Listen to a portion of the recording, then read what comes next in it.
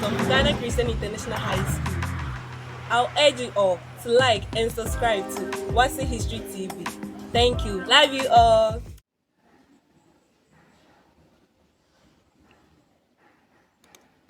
Hi there, I welcome you to our Wasi History TV today. Today, I want us to look at another topic, sources of African history, and we will look precisely at the advantage of documentary sources of African history. Then also, we will look at the disadvantages of documentary source of African history. You can recall from our previous video that we looked at sources of African history, and we said that there were two main sources for the study of African history, and that the first one was documentary and the other one was non-documentary.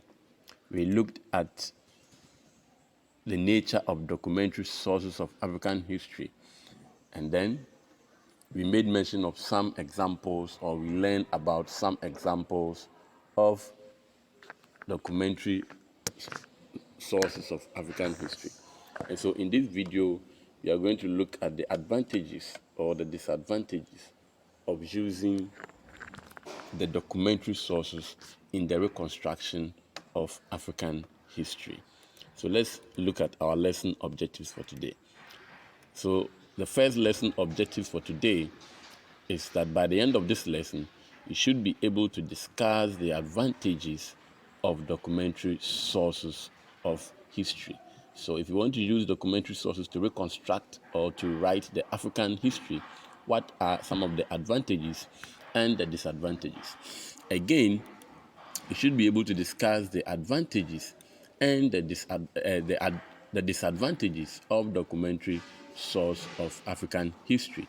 And so again, you should be able to discuss the disadvantages of documentary source of African history. So let's take a look at the first advantages. By the way, I am sure that by now you can define or you know what a documentary source of African history is. So let's look at the first one. It is easy to use written sources in the reconstruction of African history. And so it is very easy in using documentary sources to reconstruct the African history. And this is often because these books or the documents that you wish to use can be carried from one place to another, okay, where the teacher or the reader or the writer, of course, wants to use it. And so the teacher or the writer or the user can send a book that he wants to use or find information to write history or to reconstruct history. He can carry that book everywhere, unlike the non-documentary source of history, which you can't carry it to everywhere that you so wish. The next one is that written records of contemporary issues give first-hand information, which is naturally more accurate and reliable. You know, as historians, we are so much interested in first-hand information. And what do we mean by first-hand information? First-hand information is, for example, let's say there is a fight in your classroom and you happens to be a witness to that fight, and the teacher comes in and asks you, narrate what happened between Kweku and Ama. Now, the narration that you give to your teacher becomes a first-hand information, and that is because you, the narrator, was part of the event. You saw the event as it unfolded. Now, if the teacher goes out there to re-narrate what you have told him to another person, then what the teacher is saying becomes a secondary information to the other one, which means it has been interpreted. He will also, of course, the teacher will also add his or her own views to the interpretation. Okay, and so first-hand informations are given by people who were part of the event, people who were actually involved or who saw the event as they unfolded.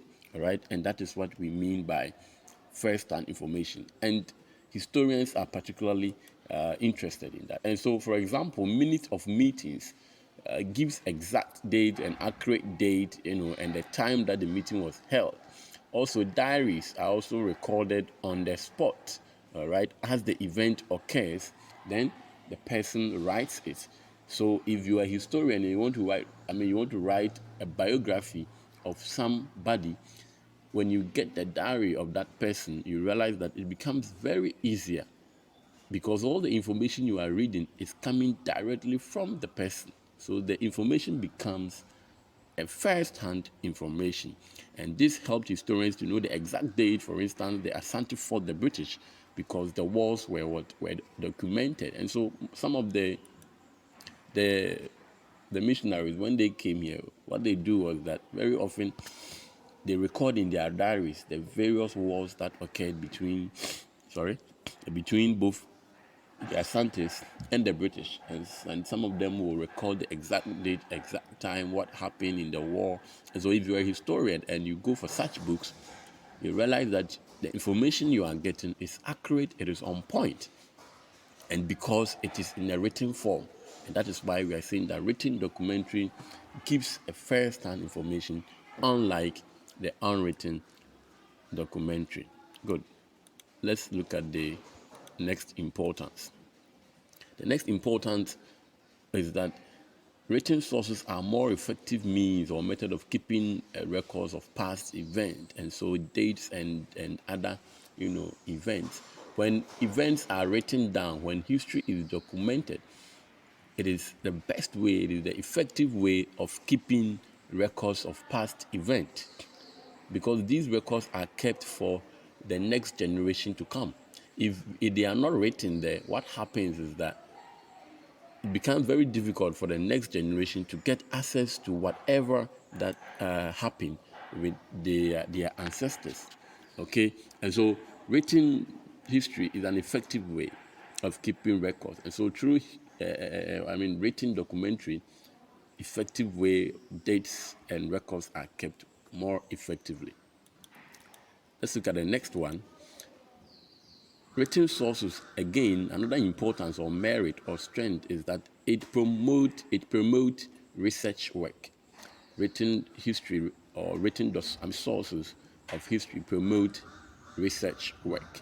And so, for instance, if a reader feels that there is a deficiency, all right, a deficiency in any account that they are, that they are reading, they are encouraged to further dig to contribute to greater and more accurate knowledge about the issue. So because the information is written in a book, what then happens is that when you are reading and you come across any information that you feel that this information is not accurate, you are encouraged to do a further investigation, into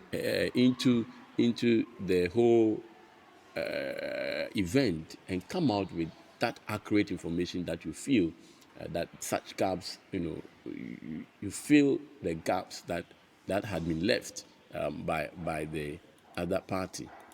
And again, the next one is that it also helps in cross-checking of information, okay? Cross-checking data and information collected from oral sources and other historical knowledge. And this helps to reach a reliable conclusion. So when the informations are written down, you are able to cross-check from other sources. For instance, you have heard about some group of people, some Igbo people, and you've heard that this is what they do or this is what happened, and it is written in a book. You have that that privilege or that chance to again consult the people themselves and find out really what is written is true. And that is why we are saying that you have the chance to confirm, either affirm or to deny that, but you can't have this in a non-written documentary source of history. Let's look at the last one of the importance or the strength or the merits of the